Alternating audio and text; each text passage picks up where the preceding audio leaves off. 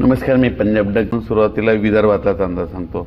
विदर्भात अनेक तुम्हाला सांगू इच्छितो की आता उद्यापासून काय होणार आहे, थोडं सूर्यदर्शन होणार आहे, पण स्थानिक वातावरण तयार होऊन काय होणार आहे, रात्रीच्याला दुपारी 4च्या नंतर एकदा पाऊस येणार आहे. म्हणून अमरावती जिल्हा आणि विदर्भातल्या शेतकऱ्यांनी हा अंदाज लक्षात घ्यायचा.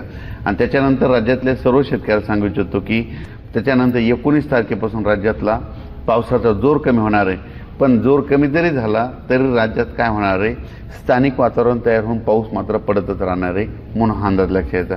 मग राज्यात आता परत पाऊस कधी येणार आहे, तर नेमक्या शेतकऱ्याचं सोयाबीन काढणं चालू आहे, उडीद काढणं चालू आहे. तर राज्यातल्या शेतकऱ्याला सांगू इच्छितो की म्हणजे सप्टेंबरच्या शेवटच्या आठवड्यात मात्र परत एकदा राज्यात मोठा पाऊस येणार आहे. म्हणून हा अंदाज लक्षात घ्यायचा. तो खूप ठिकाणी नाही पडणार, पण काही भागात मात्र ते पाऊस झोडपून काढणार आहे. म्हणजे ते सांगायचं झालं तर 24 सप्टेंबरपासून ते पावसाला सुरुवात होईल. 24 सप्टेंबरनंतर दररोज वेगवेगळ्या भागात पाऊस जाईल, त्याचा आपण व्हिडिओ नंतर देऊ. पण सप्टेंबरच्या शेवटच्या आठवड्यात मात्र परत एकदा पाऊस जोराचा पडणार आहे. म्हणून हा अंदाज लक्षात घ्यायचा. मात्र मराठवाड्यातला पाऊस हे कायमस्वरूपी राहणार आहे. म्हणजे मराठवाड्यात 21 तारखेपर्यंत 21 सप्टेंबरपर्यंत तुम्हाला सांगू इच्छितो कोणत्या जिल्ह्यात आणखीन पाऊस राहणार आहे.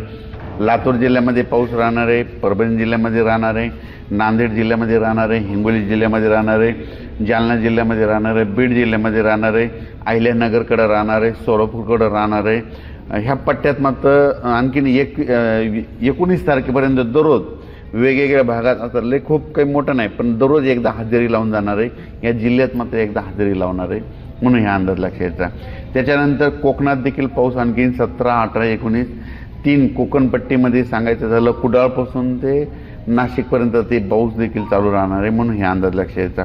उत्तर महाराष्ट्रात देखील तशीच परिस्थिती राहणार आहे. उत्तर महाराष्ट्रात देखील 17, 18, 19 तारखेपर्यंत असाच पाऊस राहील. फक्त थोडंफार उघड होईल, पण असा जोर जरा कमी होणार आहे. म्हणून हे लक्षात द्यायचं.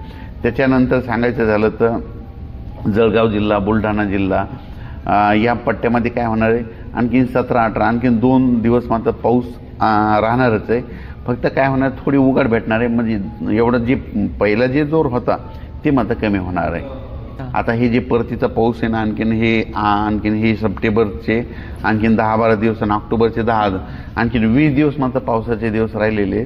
त्याच्यामध्ये ते जे वंचित भाग आहे त्यांना पडून जाणार आहे.